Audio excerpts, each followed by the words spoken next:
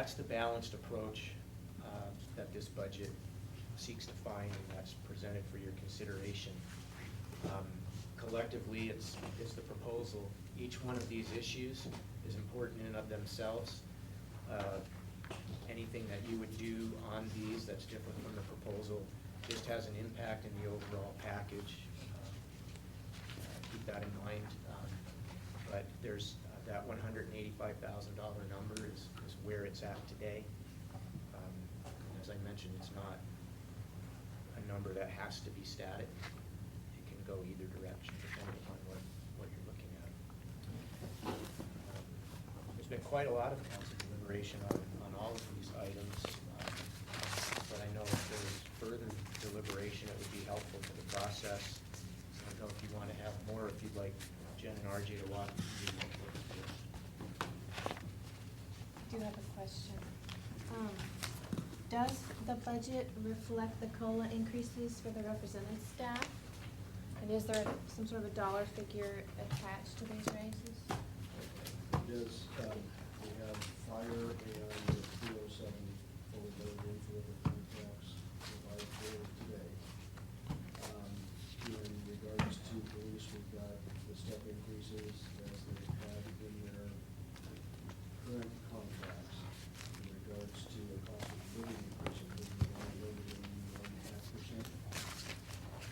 Yeah, the assumption, and it's been consistent throughout the year, starting with Paul's presentation, is a CPI assumption on cost of living where the contract is up this year. But we are obligated under the two current contracts that we have to meet the terms of those. So the budget includes everything that we're obligated to under the fire and 307 contracts. The budget reflects the mayor's proposal to you in terms of a wage freeze for non-represented employees, so that's already loaded in. Okay.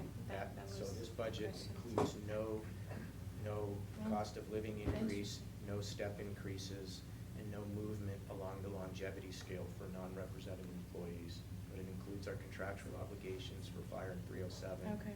And So what- some assumptions for police. This could change. We continue to have conversations. We're currently in the middle of formal Yeah, I think we negotiations with probably ought police. to Yeah, get but a better idea of how that's going soon.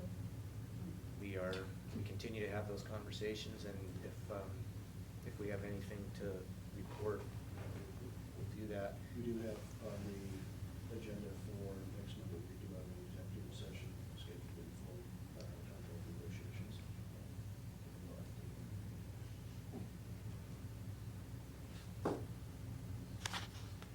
Want to walk through the notebooks? Yes. Okay.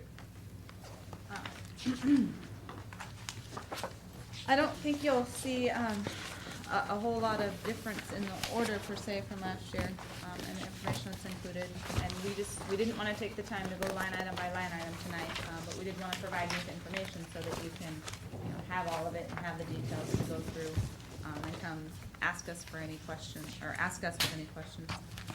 There's a table of contents that lists out where all the individual funds are. Starts with the mayor's message, and the ordinance will change as necessary for the budget. And then it just goes through, with the general street and fire, and then it hits all the individual departmental level with a high-level summary, and then the expenditure detail behind it. So for instance, on page 12 and 13, again, it looks very similar to last year. This is your budget. There's the actual for '09, the budgeted for 10, and then the requested for 11. And then on page 13 is the detail behind all those line items. So again, you'll find that for each individual department. If you have questions, please don't hesitate to call myself, email myself, RJ, and we'll get those answered for you prior to the next session if necessary. And then as we get questions, our intent is to kind of create a frequently asked question summary document to have available before the 8th meeting, so that those questions can hopefully be addressed up front and then not spend a lot of time on if not necessary. And if necessary, we can have a discussion, but, try to keep the discussion as focused as possible during that date session. Suggest that we prefer that those questions come in email form so we can keep track of them rather than answer That is some of true. them 6 or 7 times. Email would be great, and then, as we answer them, we'll CC the council. That way everyone can, if you want, I mean, if you don't want all that up front, you can just have it on the 8th, but we will keep a track of that and keep everyone informed of what's been asked. As long as you're all happy with that.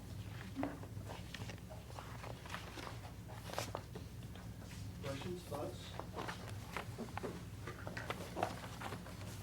Thank you. Again, we want to express my appreciation to the council for some of the long meetings that we've had, especially this evening, going through all of this.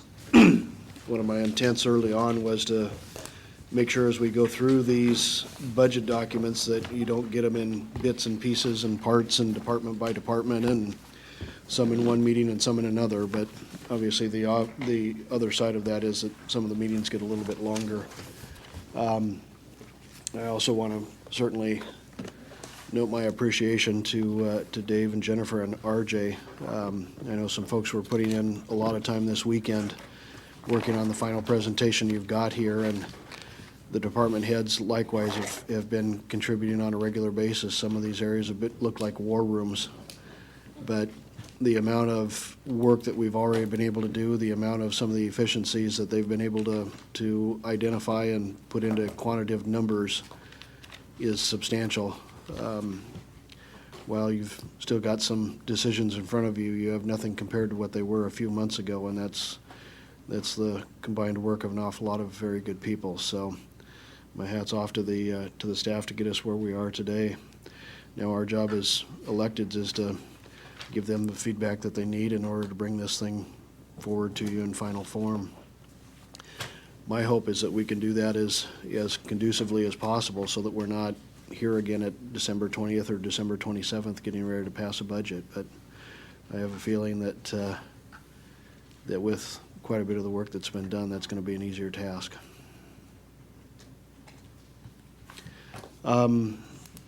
Last couple of items on here, I believe the only couple items that I have for you under a mayor's report, again, just a reminder for this Thursday, anyone who's interested in the countywide prayer breakfast, the mayor's prayer breakfast, that's down at the Hilton on Thursday morning at 7 a.m.